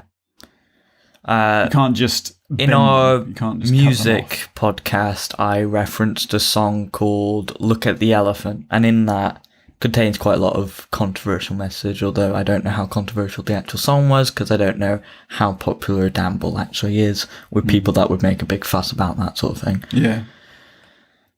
And one of the lines I think was, paedophiles are people too. They haven't actually broken the law unless that's they a hugely actually emotive subject. Unless they actually have sex with children, if they just don't actually act on their sexuality, then... But that's one of those subjects that's hugely emotive, and one of the things that media have... what would you call? Still human beings. Yeah. And I'm sure there are plenty of people around who would say, well, they shouldn't be, they should be. I mean, I'm sure there are people around who would advocate the death sentence for paedophiles. Oh yeah, there's fucking tons of them. Like, you'll find pretty reasonable people arguing that. Yeah. Because it's such an emotive thing, and people see it as... But there is always a grey area. Wrong. I mean, what do you do in a situation where you've got, say, an 18-year-old who sleeps with a 14-year-old? Or probably more applicable for my age group, probably in a year or so you are going to get some people in my year who have sex. There's probably people that have already had sex, but it's slightly a grey area between people between the ages of 13 and 16 in the UK. They can sort of kind of had sex without being... It's a grey area. But technically... they should be put on the sex offenders register, and that lasts for life. Next year, a lot of my year will be turning 16, and some of them will be in sexual relationships with other people in my year, and those people that they're in sexual relationships might still be 15 when they have sex. So those people then would be, by definition, paedophiles, and if they got caught, would be put on sex offenders register. I think it's too wide-ranging a term. Because you're then lumping people into the same category, people who are maybe unwise to do what they do. Yeah, you're lumping in people that make people who kill babies. You know, not necessarily kill, but no, but they. Well, yeah. Again, I suppose that's a generalisation as well, because then you're conflating murderers with paedophiles, which are not the same thing. No. And there are different subsections of... I don't know how many necrophilic paedophiles you get, but I wouldn't like to think about that, to be honest. No. But then you get things like, is it hebiophiles? Are they? Hebiophiles? Yeah, I think they're more specifically attracted to people in the age range of going through puberty. Right. Which is like a subsection, but people would put them in with... What's the thing with priests being so fucking... What? There seems to be a higher percentage of priests. Either that or the media just cover it a lot. But anyway, that video you were referring to does... song. Yeah, the video of the song. Does reference something which I have come across before, which is people who see that as a different... sexuality rather than I mean, it's criminal. It is criminal, but then homosexuality was criminal once. But in that case, men having sex with other men can give consent, so it's still wrong. But legally, were they classed as being able to give consent then? When it was a criminal act? I mean, you're giving consent to a criminal act then. But I don't think most children have the mental capacity to give consent for sex. But that's when you come into what do you define as a child? Because there are, I think, and then there are you get people into that my age range, which is between 13 and 16. That's a bit sort of like some people might be ready for that. Some people are still everyone's different. I mean, I know to that immature level when they're in their 20s. Yeah. I know people who are at the age of 14 or 15 are more mature than people I know in their 50s. You know? Am I one of them? Yeah, I would say so, yeah. Yeah. Like mentally. I'm a responsible person. I didn't say that. I can think... Mature, you're conflating maturity with responsibility. Anyway. I'm responsible now. What has any of this to do with democracy? Not a great... Well, actually, it does have something to do with democracy, because I didn't finish how I thought people should be allowed to vote, how that should be decided. Maybe we should have a vote on it. No, that would be stupid. Well, we did, actually. Yeah, but then people that are younger don't get to vote on it, so it doesn't make any sense in the first place. Oh, no, I mean, we had a vote on what the voting system should be, didn't we? But it wasn't... Yeah. Fair. That sort of vote would be like if in the civil rights movement they let white people vote for if... What was that thing? I don't know. What was that thing? That was just me leaving my sound on. It was somebody adding photos on Facebook. Right. You maybe should turn notifications off before we fucking record. Well, I did, but I accidentally turned them back on when I was trying to set up the Wi-Fi, resetting the GoPro. Incompetent. I'm the one that set all this fucking stuff up. Sorry, yeah, but I didn't mean to get irate. You have a competencies. I have who what? Incompetencies. You have certain little... I'm just a bit harebrained. Well, so much hair and you'd bound. I'm an artist. Maybe you should cut it and you'd be less harebrained. Yeah, I got the joke the first time. I was trying to gloss over it because shit, you're dead. It's funny though. No, it's not. Am I laughing? Well, not to you, obviously, because you're... Because I've had all this shit before. It berates you, but... Anyway, the system that I was proposing... Do I look like I care? You shouldn't get people that are over 18 to vote on whether people under 18 get to vote, because that would make about as much sense as... Or have long hair. Having white people voting on whether black people should get rights during the civil rights movement. So how do you break that barrier? Because if they don't have a vote to vote with, how do they get vote? fucking politicians to just make it up and actually represent the country. I mean, people will vote for those politicians in the first place. So, but the politicians in a democracy are trying to represent the people. And with a conservative government, they're not gonna, because people my age are way less likely to vote conservative. Yeah, there's a reason for that.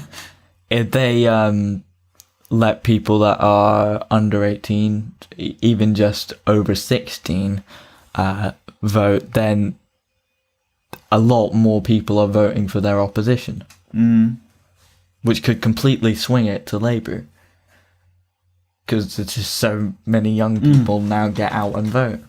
Yeah, that turned around the 2017 general election. Yeah, to a point where we now have a hung parliament, although with like DUP slightly doing competence and supply, which is slightly illegal, but you know. Good Friday Agreement doesn't matter when you've got terrorist what? It's all fun and game. Anyway, so people below 16, because there are like some people my age don't know the first thing about politics. They wouldn't be able to tell you the difference between conservatism and socialism.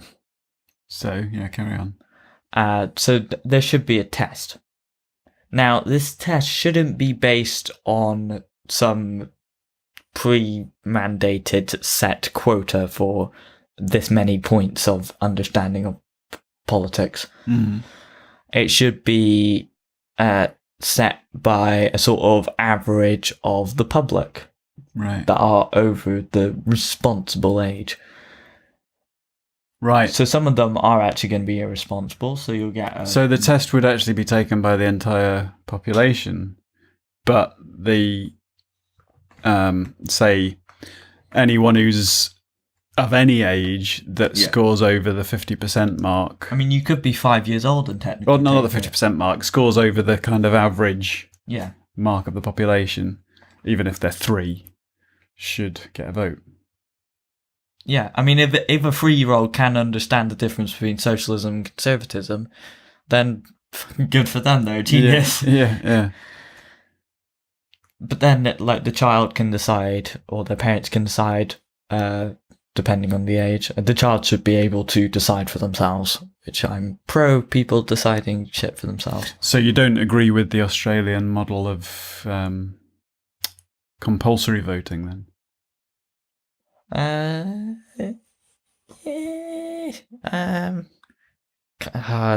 a bit... I'm not deciding on that. Yeah. Perhaps compulsory voting for those over 16. But then, like, But I mean, even in that system, you can still spoil your vote. Yeah. You are allowed to do that, so... All you have to do is pass the test if you're under 16. Yeah. Once you reach 16, you're allowed to vote anyway, because you're deemed responsible. Although many people way over 18 are not responsible.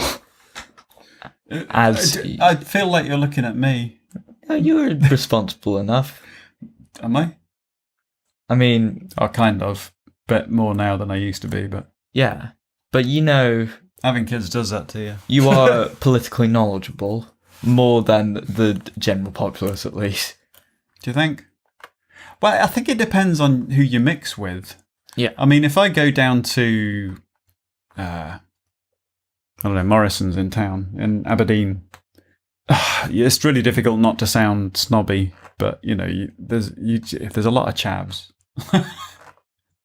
And I just kind of... But that is snobby, because it's like, well, just because you're of a particular characteristic in the population doesn't mean you're not politically aware. You know, just because you look like you take drugs all the time and go around in a tracksuit. And this may be a bit personal, but from a financial standpoint, we would be... at most, upper working class. Who us? Yeah. We are not at all middle class. Oh, yeah, at most, upper working class. Yeah. Sorry, yeah. At most. Well, I would say that in an economic sense. We probably act, or at least I act, more middle class. I think... especially with my accent. I think the class system's a lot less rigid than it used to be. Yeah, which is good. I mean, the inequality's going down, although it's slightly going up as well. Well, it's more economic inequality now, as opposed to... Because knowledge is more accessible now. Yeah, that's Working class people can get knowledge from the internet. You don't need that much money to have an internet connection. I mean, you do need some money, but... Well, it is classed as a basic human right now. Yeah. So I can get this information from the internet, which I do often.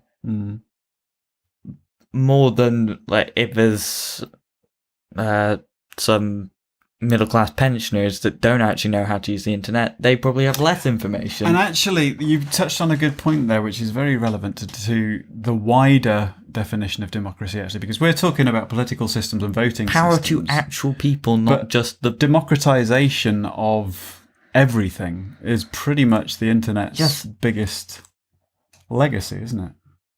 Now, I want to talk about something quickly. Democratization of the workforce. Right now, if you go into an office job, especially as like at lower level, management can throw you about like confetti. Yeah. Like, there's constantly people wanting jobs.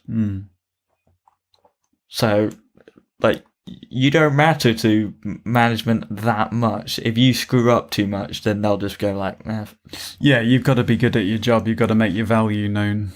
You've got to, Yeah, and it can just be simple redundancies. You might not actually done anything wrong. It's just that the company can't afford to hire you anymore, or they've got better automation systems. When I was a manager at when I was working at the cinema, the guy that was the boss of the manager of the actual branch, he was a really good bloke.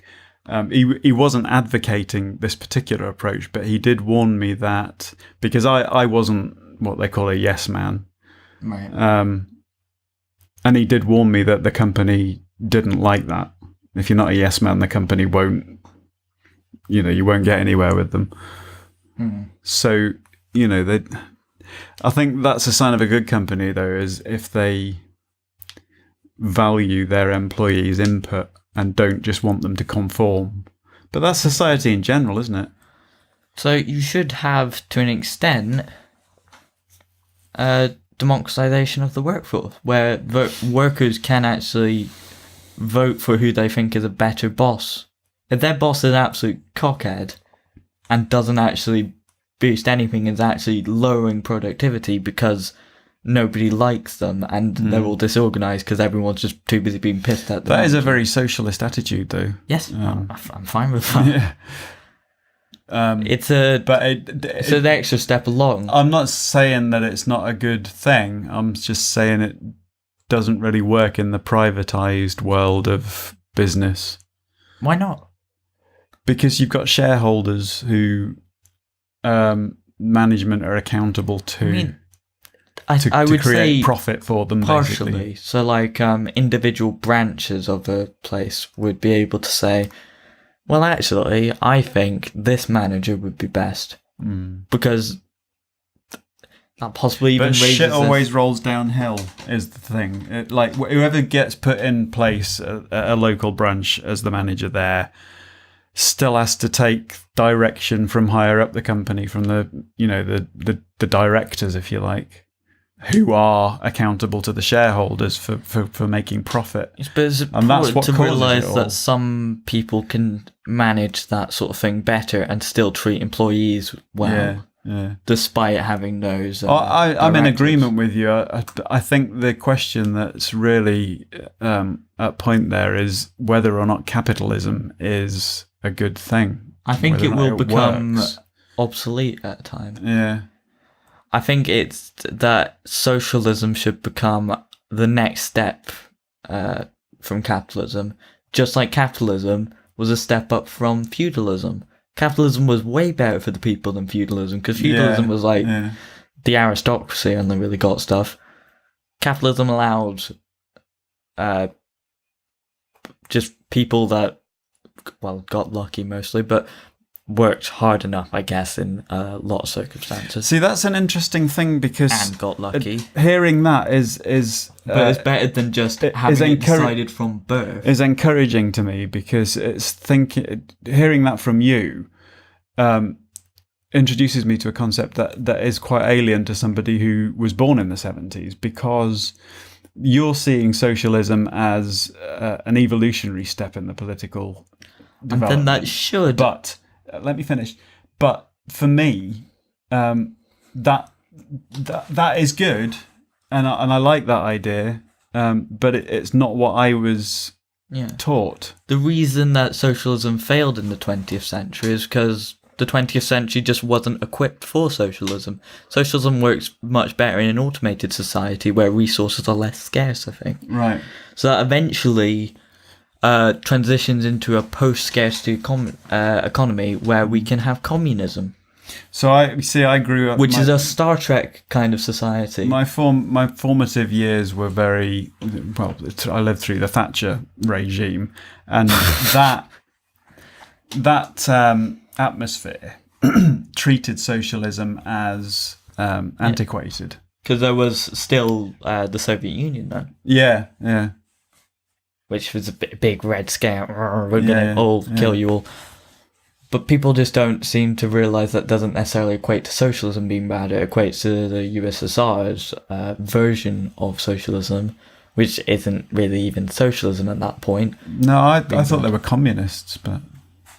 Well, not in the strictest sense. They were labelled communist by the West. They were trying to become communist, but in the name it actually is Union of Soviet Socialist Republics. Yeah. That might be slightly in the wrong direction, but Soviets are actually like organizations of workers. Yeah. So the idea, they just didn't succeed, basically. Yeah. But there's plenty of instances of capitalism killing people. Yeah. I mean, America... Well, we just had one of our... Yeah. People sell weapons to each other, fueling war. For money. For money. Yeah. Just chasing little pieces of paper that are meaningless if you actually strip that idea. Which is capitalising on death. I believe it's money's sort of a currency in general, sort of a Tinkerbell thing. I can't remember what the exact term is, but it's something that doesn't actually exist if you don't believe in it. If no one believes in money existing, then it means nothing. Well, it doesn't actually exist. When you see, I remember that when I was a kid, my brother used to say to me about money not existing. He said, because he used to say, if you look at a pound note, as it was back then. You have pound notes? You don't tell me you've never heard of pound notes. I've never heard of pound notes. Jesus Christ. That sounds American. Like they have $1 bills. Yeah. Well, we used to have pound notes. Coins. Yeah. It should be coins. Yeah, I agree. But actually, notes are way better. They were green. They were green. They don't cost as much. But anyway, it was the same. I don't know if it's the same on Scottish notes actually, but on English notes, it actually says on it, if you read it, I promise to pay the bearer on demand the sum of £5, £10 or whatever. So the actual note itself isn't actually worth anything. It's just a promise. Yeah, it's like an IOU. So what do you do? What do you do if that person comes up and says, "Right, I demand that you pay me that sum of £5"? It's like, well, where is it? What do you make the £5 out of? But then the paper itself just become actual money. tender.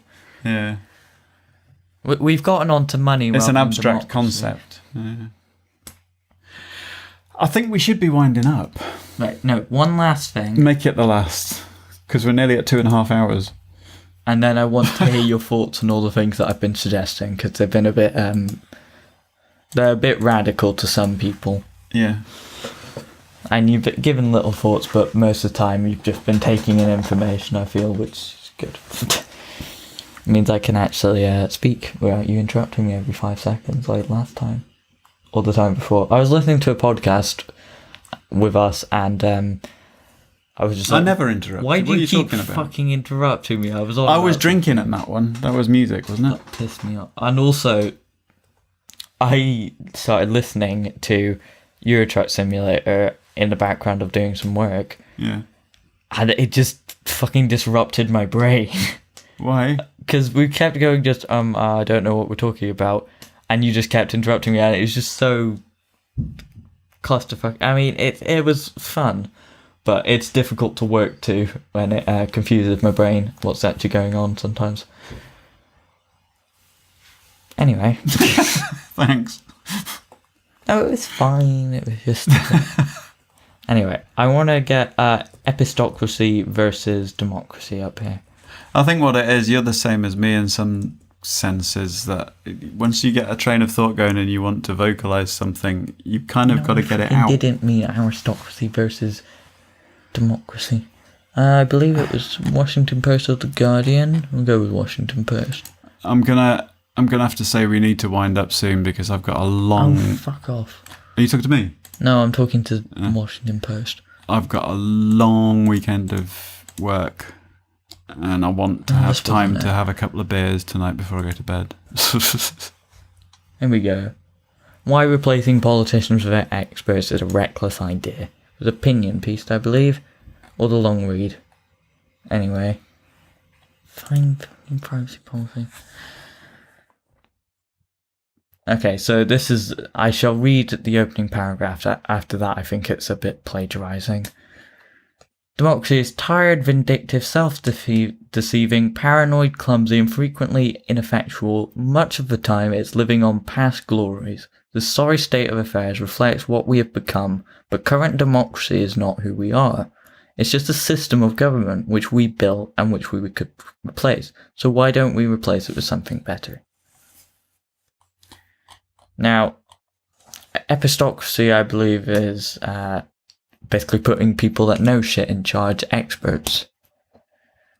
I think at least politicians should have to go to university before they actually get to go to the House of Commons, because although then that stops in England where you do have tuition fees. That you kind of have to define what it is you expect people to know. Yeah. As well. It's kind of fucked. I think there's a phrase about it being there was something, a democracy quote. I mean, you can quite easily see how some of the poorer classes might feel underrepresented if so-called political experts who know what they're doing are in charge but don't have any experience of their lives, if you like. that one leapt out at me there. I wouldn't think of myself as a Marxist, but I don't actually know what Marxism is. Yeah, I mean, it's so distorted. Quote by Karl Marx, democracy is a road to socialism. I mean, I'm just looking at images for democracy quotes, so that could be... That says democracy is the road to socialism. I just wanted to... Yeah, that's what I literally just said. I know, but I couldn't tell what you said, and I'm reading it, so... I'm sorry. Right. Winston Churchill quote, "It has been said that democracy is the worst form of government except all the others that have been tried." Yeah. So what was it you were wanting to ask me about what we've been discussing? Well, first of all, we discussed a few of the different voting systems. I will tell you just a few more quickly that are very simple. There's single non-transferable vote, which is basically just the top 3 get picked out and get to become representatives of that constituency. And I think that's it. So you got first past the post, which we use, just whoever gets the most votes. Single transferable vote, do you remember how that works? Yes. Alternative vote, which is just choices from one a candidate, whatever, getting out of that constituency. Mixed member proportional representation. Proportional representation. I think that's it. Right. So, which of those do you like the best? Well, I have to say I probably learnt something today, because before today I would have said proportional representation. But having seen the different systems, my favourite of those that have come up have been the mixed member one. Right. Interesting. Cool. But again, I don't know if it's necessarily the best possible. It's possibly just that it's understandable because it does quickly get very mathematical when you're talking about some of those systems, and then people tend to switch off. Because they don't understand, and if people don't understand how the system works, then how do they vote within it? See, that's the other thing. I mean, we're talking about tactical voting, the way people vote now. I feel like I've always so far voted with my conscience, regardless of whether the party I'm voting for stands a chance of getting in my constituency. Right. Somebody just said, "Hey," in the chat. Hello. Hey. We're going to be wrapping up fairly soon, but we will have a small chat, not recording. We are actually live, yes. Actually live. Yeah, we will be live streaming the recordings of our podcasts. Actually, thank you for always watching us. I mean, people watching the recording, like nearly every... Oh, that feels nice. Oh, thanks. I feel... You feel loved. That says a lot for me, doesn't it? I feel like we have fans that aren't dickheads. How do you know they're not a dickhead, though? Well, they're being nice. No offence. I'm looking at the wrong camera. They're not saying nice. Fucking hashtag manga high. They're your friends you're talking about. Yeah, I know. I feel like we should stick around now. Oh, we got some bits. Bits. Do you know what bits are? They convert into actual currency. I think they do, yeah. That's basically a We're small donation. totally new at this, so thank you very much. that means a lot. Like our first actual donation. So far, we've been we're basically using our Amazon Prime, aren't we, to subscribe to ourselves? But you can get bits by actually watching adverts. Can you? Yeah. I didn't know that. Yeah, like I think a bit an advert, something like that. So then you can just sort of go, well, I've been watching these adverts. I think people do get generally a little bit of ad revenue anyway, but you can just give a little bit extra. Because well, it's very much appreciated. Thank you. I don't know whether something comes up on the screen or not when they do that. There are things you can set up with your bot, your Stream Elements bot. Cheers here. What? At the top of the chat, it says the cheers. Yeah, I know, but I've noticed some streamers like one on the bit equals screen. 1p, so we just got donated 50p. Thank you. Ace. Oh no, that's more. You are our top donator. It's very much appreciated. Thank you. Other than merch, that's actually our second biggest form of income. And that was a friend of yours. Yeah, but they actually needed a new bag, so we feel energized to carry on now. Yay! We'll we're selling ourselves out. I feel like a prostitute. No, it's different though, because it feels like I'm not sure a little bit of a. I'm not sure you'd enjoy the ones around here much. I wasn't talking about that, but okay. You said how do you know that? I said I'm not sure. I said I didn't say I know. I said I'm not sure. I'm fucking telling Star stuff about that. Come on. I know what you like when drunk. I know what you're like when drunk as well. Yeah, but when you've had more than you have when you're around me, you might make some poorer decisions. Do you think? I don't know. And do you think if I was in that state, I would be able to carry them out, those decisions?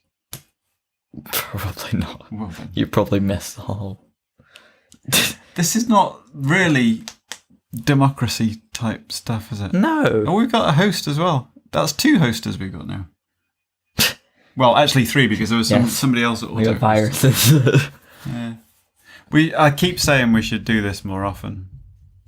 Well, I think the podcasts are fine to do this sort of thing with, because it works in that format.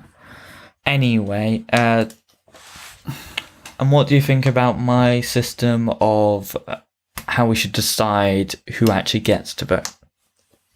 Quickly, compulsory voting. What are your thoughts on that? I'm undecided on that one as well, actually. Because it does mean that all the uninformed people go out and vote, but uninformed people already go out and vote, and perhaps people that are actually misinformed and go out and go, oh, this is horrible, let's go do this thing, despite that being not based on facts, might go out and vote because they're outraged at something that doesn't exist. Do you know what I'm talking about? Yeah. No, I don't think I do agree with compulsory voting, but right. Yeah, it's kind of a... I mean, I'd rather that elections were seen as something more as a sort of, well, you've got this right, use it, sort of thing. I mean, I think they have election parties in Australia because it is a mandatory thing. I would like it to be, and also people being educated on this sort of stuff, because I think I have had some education on politics, like actually in school, but like basically just being told, I'll just read the manifesto by a pretty good teacher on that sort of stuff, which I don't think would be actually part of the curriculum. And I think we had a debate on Scottish independence in P7, primary 7, age 11, I believe. And I think in modern studies, we've had some stuff on current political parties. vaguely. But and also just a few ideas about what's going on in the world. I know one of your teachers. I've got him on Facebook, not through the school because I know him from outside school, and he's always posting stuff about. He's very anti-Brexit. Very anti-Brexit. Right. I will ask you after we record, because that would be better. Okay, so did you say the name of this person that's donated? Savage Rat 26. Shout out to you. Thank you very much. You will be in the recording. This is the second time we've done our podcast recording live. We were just testing it. Which is why this is the time that we announced it. But I did put it up on Facebook about an hour and a half before. But I'll probably do it just so that people could get on. But I might put it up a bit sort of nearer to when we're about to start next time. You're the Twitter guy though, so we should tweet it out. No, talk away. I think we should wind up the actual podcast bit. Right, yeah. We'll talk a bit more about democracy for a bit, and then we'll wind up the podcast and just talk to the chat and patrons. Anyway, so any thoughts to add? Because we should really be wrapping up by now. I believe this is the longest recording. I just think it's just gonna. I've said it so many times recently, but I just think the next 6 or 7 months are gonna be damned interesting. Yeah. I mean, I think if you're into politics, this is the most exciting time right now, but it's fucking terrifying at the same time. Yeah. If you actually live in that system. If you were outside, but it's a bit worrying because it's a bit like a real life soap opera. Yeah. You know, people really enjoy EastEnders and Coronation Street when people are getting murdered or having accidents or getting divorced or whatever. It's boring when you get the everyday safe stuff. I hope that the media aren't taking advantage of that public thirst. Maybe for slightly personality politics, drama. But I saw the most disturbing thing I've ever seen in my life today.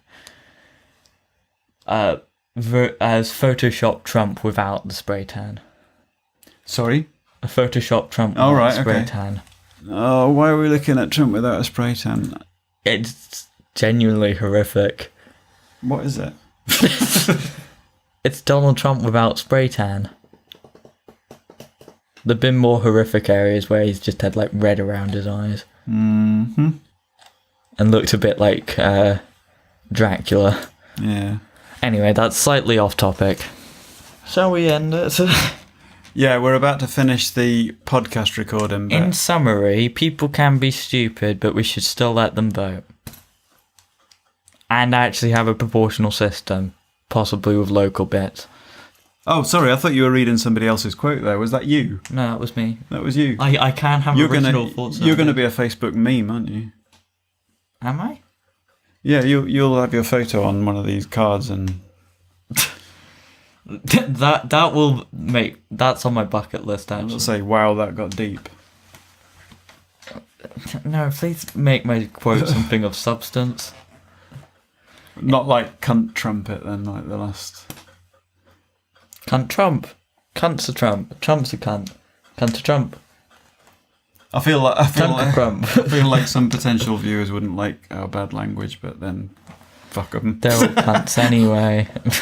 Right. Nah. So, I mean, it's just words. Anyway. Oh, Jesus, that was a long podcast. Yes. Is that going after the end? No, we haven't actually done the fucking outro yet. Yeah, I don't want to make it more complicated for myself. I have to chop bits out and move them. I've been Firebolt. I've been the Orbiter. This has been way too long a podcast. Bye. Bye.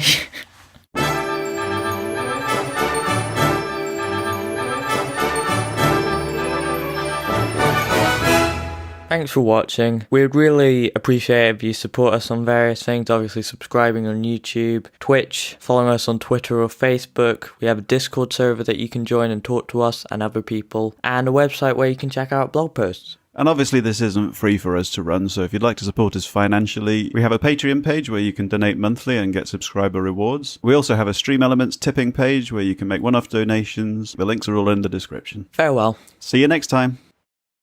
And then it goes dun dun dun dun dun dun dun. I want a bear.